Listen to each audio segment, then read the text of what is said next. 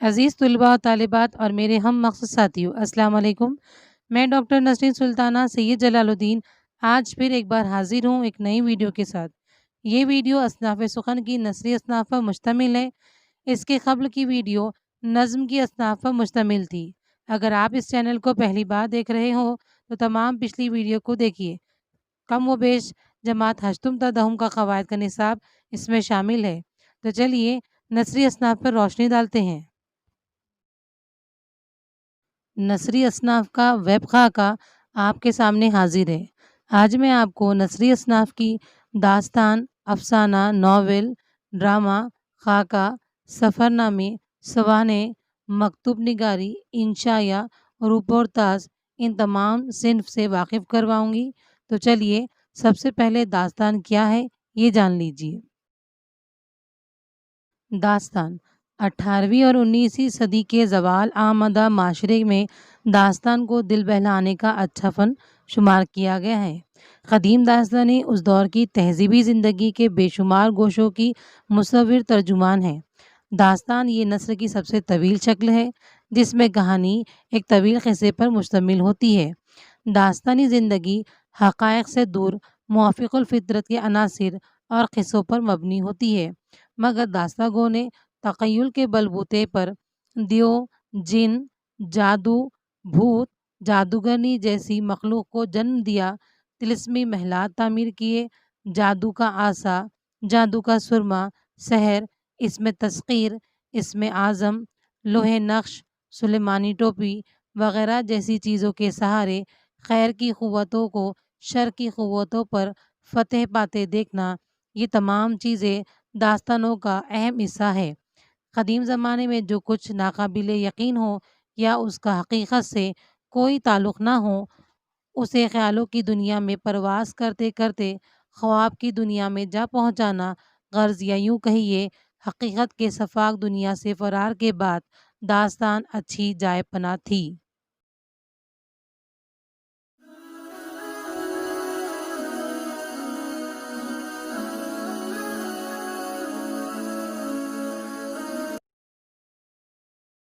افسانہ افسانہ ایک نثری صنف ہے۔ اردو ادب کی سب سے مقبول صنف مانی جاتی ہے۔ افسانے میں زندگی کے حقائق اور اس کے تقاضے اجاگر کیے جاتے ہیں۔ افسانے میں وسیع زندگی کے صرف ایک ہی گوشے، کسی ایک واقعے یا کسی ایک نفسیاتی حقیقت کی ترجمانی کی جاتی ہے۔ افسانے میں پوری زندگی کو پیش کرنے کی گنجائش نہیں ہوتی۔ افسانے کی زبان تخلیقی ہونی چاہیے۔ استعارتی اور علامتی زبان کا استعمال میں احتیاط ضروری ہے۔ بیان کا ایسا اسلوب اختیار کیا جاتا ہے کہ دلچسپی قائم رہے اور افسانے کا مقصد بھی واضح ہو جائے۔ اسی کے ساتھ یہ بھی ضروری ہے کہ تاثر کی وحدت ہر حال میں برقرار رہے۔ افسانہ تحریر کرتے وقت اس کی اجزائے ترکیبی کا خصوصی خیال رکھنا پڑتا ہے۔ آپ کے سامنے دیے ہوئے ویب میں افسانے کی اجزائے ترکیبی دی ہوئی ہے۔ پلاٹ، کردار، نقطہ نظر، زمان و مکان، اسلوب، آغاز و اختتام، ان اجزائے ترکیبی پر افسانے کا تانا بانا بنا جاتا ہے۔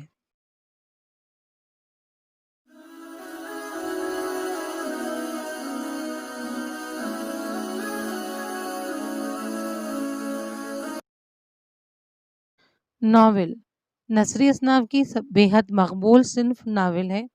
ناول لفظ اطالوی زبان کے لفظ ناویلا سے اخذ کیا گیا ہے جس کے معنی نیا ہے۔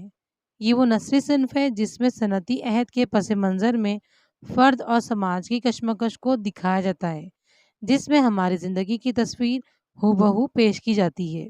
ولادت سے لے کر موت تک انسان کے جو معاملات پیش آتے ہیں، جس طرح وہ حالات سے نبرد آزما ہوتا ہے، جس طرح وہ حالات کو یا حالات اسے تبدیل کر دیتے ہیں، ناول نگاری کا فن اسے ایک خاص نقطہ نظر کے تحت زندگی کی حقائق کی تصویر کشی کرتا ہے۔ ناول زندگی کا آئینہ دار ہوتا ہے اور اس کا موضوع فرد ہوتا ہے۔ ناول تحریر کرنے کے لیے اسی کے اجزائے ترکیبی کے سانچے میں اسے رکھنا لازمی ہوتا ہے۔ اس ویب کے ذریعے ناول کے اجزائے ترکیبی ظاہر کی گئی ہیں۔ پلاٹ، منظر نگاری، نقطہ نظر، کردار، مکالمہ، زماں و مکاں ناول کے اہم اجزاء پر ناول تحریر کی جاتی ہے۔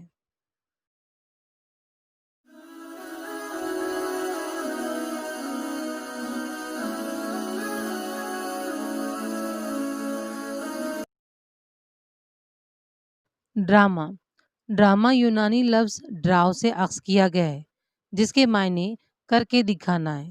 یہ ایک صنف ادب ہے۔ ڈرامہ وہ فن ہے جس میں ایک واقعہ و پلاٹ ہوتا ہے جو کرداروں، مکالموں اور اداکاری کے ذریعے ناظرین کے روبرو عملی طور پر پیش کیا جاتا ہے، یعنی جس میں زندگی کے حقائق وہ مظاہر، اشخاص اور مکالموں کے وسیلے سے عملاً پیش کیا جاتا ہے۔ ڈرامے کے کردار بولتے، چلتے اور کام کرتے نظر آتے ہیں۔ اسے عام زبان میں ناٹک بھی کہا جاتا ہے۔ ڈرامے کی اقسام کا ویب خاکہ آپ کے پیش نظر ہے۔ ایک ہے ادبی ڈرامہ، دوسرا ہے اسٹیج ڈرامہ، تیسرا ہے ریڈیائی ڈرامہ اور چوتھا ہے ٹیلی ویژن ڈرامہ۔ ڈرامے کی تحریر کی دو قسمیں ہیں۔ ایک ہے المیہ یعنی دردناک، دوسرا ہے ترابیہ یعنی مزاحیہ۔ اب ڈرامے کی قسموں میں سب سے پہلے اسٹیج ڈرامے پر نظر ڈالتے ہیں۔ اسٹیج ڈرامہ برصغیر ڈرامے کا فروغ بحر روپ، نوٹنکی، رہسیہ لیلا وغیرہ کا مرہون منت ہے۔ واجد علی شاہ کے عہد میں شاہی اور عوامی اسٹیج وجود میں آئے۔ ان اسٹیج ڈراموں کا مقام متعین ہوتا ہے جہاں چند کردار مثبت اور اصلاحی پیغام کو بہترین مکالموں کے ذریعے پیش کرتے ہیں۔ ان ڈراموں میں مزاح کے ساتھ ساتھ موسیقی کا عنصر بھی شامل ہوتا ہے۔ ساتھ ہی ناظرین کو کرداروں کے مکالموں سے ابھارنے اور گفتگو کو ادبی رنگ دینا ان ڈراموں کا خاص مقصد ہوتا ہے، جس کے لیے کردار شاعری زبان میں گفتگو کرتے ہیں یا نثری زبان میں بھی گفتگو ہوتی ہے۔ یہ ڈرامے ناظرین کے لیے سستی تفریح ہوتے ہیں جس کا انجام بالعموم اصلاحی ہوتا ہے۔ ریڈیائی ڈرامہ، ڈرامے کی دوسری قسم ریڈیائی ڈرامہ ہے۔ ریڈیائی ڈراموں میں عوام کی خواہشات اور محرومیوں کی بھرپور اور صحیح نمائندگی ہوتی ہے۔ یہ ڈرامے صوتی ہوتے ہیں۔ ان میں موسیقی و دیگر آوازوں کی لہروں سے ڈرامے عوام الناس کے گوش سماعت تک پہنچایا جاتا ہے۔ ان میں کردار مختصر ہوتے ہیں، بیک وقت ہزاروں کی تعداد میں لوگ اسے سن سکتے ہیں۔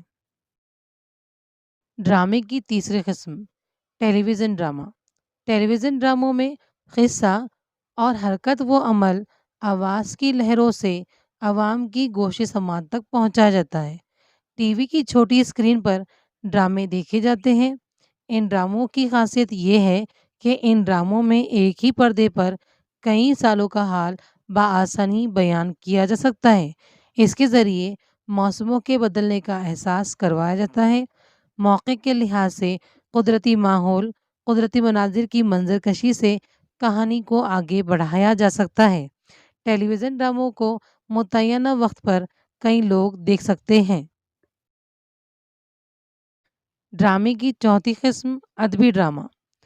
اسٹیج ڈراموں سے تعلق پیدا کیے بغیر زیر نظر دور میں ادبی ڈرامے لکھنے کی طرف خاطر خواہ توجہ دی گئی۔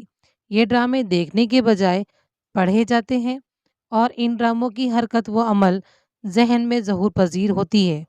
ڈرامہ نگار اپنے مکالموں اور منظر کشی کے ساتھ کرداروں کے ذریعے قاری کے ذہن میں قیاس آرائی کرواتا ہے۔ یہ ڈرامے مستند اور سخا ادیبوں نے لکھے ہیں۔ ان میں بیشتر دلکش ادبیات، سماجی مسائل سے آگاہی اور فنی خوبیوں کی بنا پر یہ ڈرامے پسند کیے جاتے ہیں۔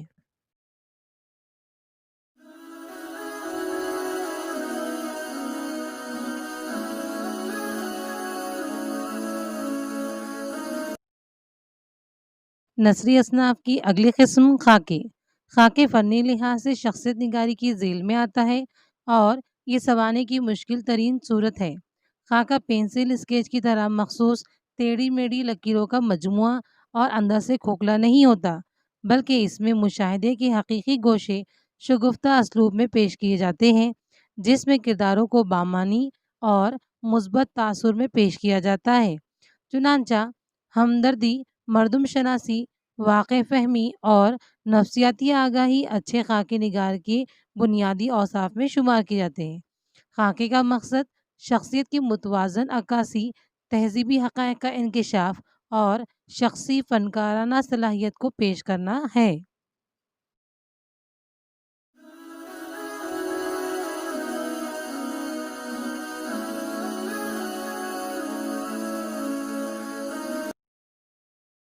نثری اصناف کی اگلی قسم انشاء۔ انشاء ایک نثری صنف ہے۔ یہ مضمون کی ایک قسم ہے لیکن کئی معنوں میں مضمون سے علیحدہ ہے۔ عام طور پر مضمون میں علمیت اور سنجیدگی پائی جاتی ہے۔ اس کے برعکس انشاء میں معلومات کے بجائے خیالات اور تاثرات پیش کیے جاتے ہیں۔ انشاء نگاری زندگی کی اشیاء اور مظاہر کو نئے شخصی زاویوں سے دیکھنے اور تاثر کو اسلوب کی تازگی اور آزادہ روی سے پیش کرنے کا عمل ہے۔ اس کی ابتدا مغرب میں ہوئی۔ اس میں منفرد خصوصیت سبک طنز اور لطیف مزاح کی لہر ہوتی ہے جو موضوع کو پھول کی طرح مسکرانے پر مائل کرتی ہے۔ انشاء نگار کسی موضوع کے ہلکے پھلکے پہلو کو شگفتہ انداز میں بیان کرتا ہے۔ انشاء میں ابتدا اور اختتام لگے بندے ہوتے ہیں، بات سے بات نکلتی چلی جاتی ہے اور انشاء نگار بے تکلفی کے ساتھ اظہار خیال کرتے ہوئے ہمیں اپنا ہم خیال بنا لیتا ہے۔ انشاء میں موضوع کی کوئی قید نہیں بلکہ کسی بھی موضوع سے متعلق خیالات کا انوکھا پن اور تازگی ہی میں انشاء کی خوبی چھپی ہوتی ہے۔ عام طور پر لوگ جس چیزوں کو جس طرح دیکھتے ہیں، ایک انشاء نگار بالکل الگ زاویے سے ان پر نظر ڈالتا ہے۔ چیزوں کے بارے میں عام لوگوں اور انشاء نگار کے خیالات مختلف ہوتے ہیں۔ انشاء ذہنی خوش قرامی ہے۔ انشاء نگار ایک ایسا گپباز ہوتا ہے جس کی خوش گفتاری ہم پر جادو کر دیتی ہے اور ہم اس کی باتوں سے دیر تک لطف اٹھاتے ہیں۔ وہ اپنی گفتگو کو دلچسپ بنانے کے لیے جا بجا طنز و ظرافت سے بھی کام لیتا ہے۔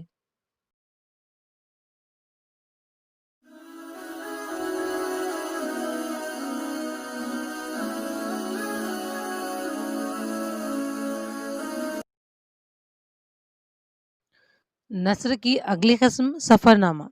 سفر کو وسیلے ظفر بھی کہا گیا ہے، یعنی اس سے فتح و کامرانی حاصل ہوتی ہے۔ اردو نثر میں سفر نامے نے ایک اب تک باضابطہ ایک صنف کی شکل اختیار کر لی ہے۔ یہ ایک ایسی صنف ہے جس میں مصنف اپنے سفر کے احوال اور تجربات کو تخلیقی انداز میں بیان کرتا ہے۔ سفر نامہ لکھنے کے لیے کوئی خاص اصول یا تکنیک مقرر نہیں ہے، مگر اسلوب ایسا ہونا چاہیے کہ قاری کی دلچسپی برقرار رہے۔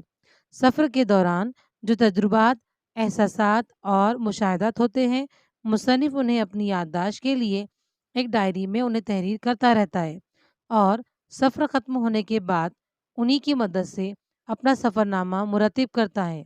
سفر نامے کی وجہ سے قاری مختلف علاقوں، لوگوں کی زبانوں سے واقف ہوتا ہے، تاریخی مقامات، جغرافیہ محل وقوع، آب و ہوا، رہن سہن، سیاسی و سماجی حالات، ادبی و ثقافتی زندگی گزارنے کے مختلف طریقے اور تہذیب و تمدن کے فرق کو دیکھ کر قاری کی فکر و نظر میں کشادگی پیدا ہوتی ہے۔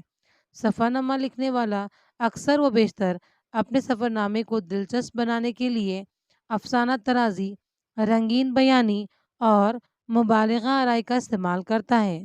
اردو کا پہلا سفر نامہ عجائبات فرنگ ہے جس کے مصنف یوسف خاں کمبل پوش ہے۔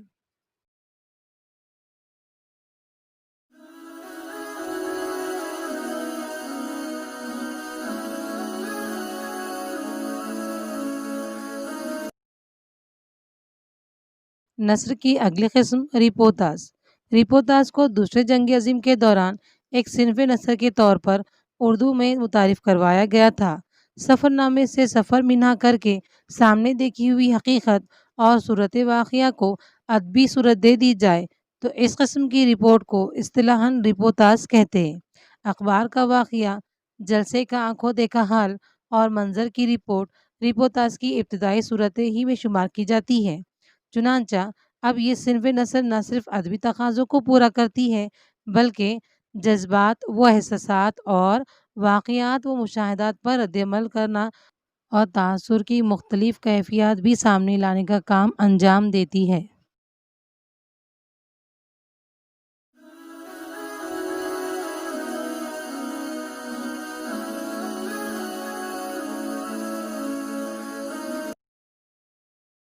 نثر کی اگلی قسم مکتوب نگاری۔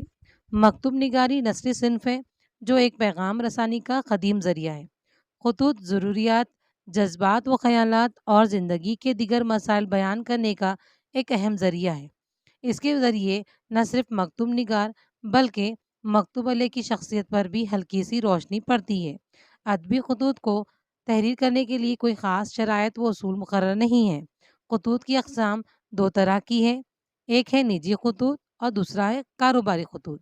نجی خطوط خط کی وہ قسم ہے جسے ہم شوقیہ خط کا نام دے سکتے ہیں، یعنی یہ خط دل بہلانے کو، وقت گزارنے کو، تنہائی کا احساس دور کرنے کو، کسی دوست یا عزیز سے ہم کلام ہونے کو لکھا جاتا ہے۔ کاروباری خطوط خط کی وہ قسم ہے جس میں شوق نہیں بلکہ ضرورت کار فرمائی ہوتی ہے، جو سرکاری و غیر سرکاری محکمات کو لکھے جاتے ہیں۔ خطوط تین اعتبار سے اہمیت رکھتے ہیں: ادبی، سوانح، تاریخی، انشا پردازی اور ادبیت کے سبب مکتوب نگاری کو صنف کی اہمیت حاصل ہے۔ جس میں خطوط میں لکھے جانے والے شخص کی شخصیت جھلکتی ہے، اس کا باطن کھل کر سامنے آتا ہے۔ اس کے برعکس جو اشاعت کی غرض سے جو خطوط لکھے جاتے ہیں وہ حقیقی شخصیت کے پس پردہ رہ جاتے ہیں۔ سوانح نقطہ نظر سے وہ خطوط زیادہ اہم ہیں جن میں بے تکلفگی، بے ساختگی اور ذاتی تاثرات کی جھلک ہو۔ تاریخی نقطہ نظر سے مکتوبات خاص اہمیت رکھتے ہیں۔ آج کے برقی مراسلات نے خط نگاری کی روایت پر اثر ڈالا ہے۔ ٹیلی ویژن اور موبائل کے چلن عام ہونے پر خطوط کا رواج ختم سا ہو گیا ہے، تاہم ادبی خوبیوں کے سبب مکتوب نگاری ہمارے ادب کا حصہ بن گئی ہے۔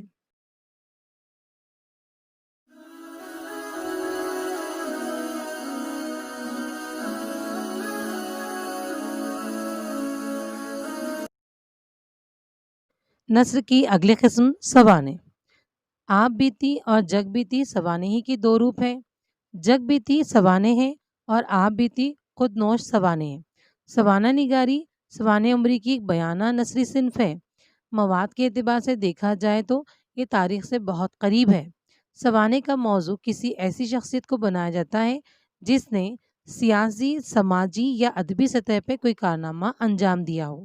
اس میں جس شخص کی سوانح لکھی جا رہی ہو اس شخص کی پیدائش سے لے کر وفات تک کے واقعات ترتیبوار تحریر ہوتے ہیں، جس میں اس شخص کی زندگی میں پیش آنے والے واقعات کی ایسی تصویر پیش کی جاتی ہے جو ہر لحاظ سے مکمل ہو۔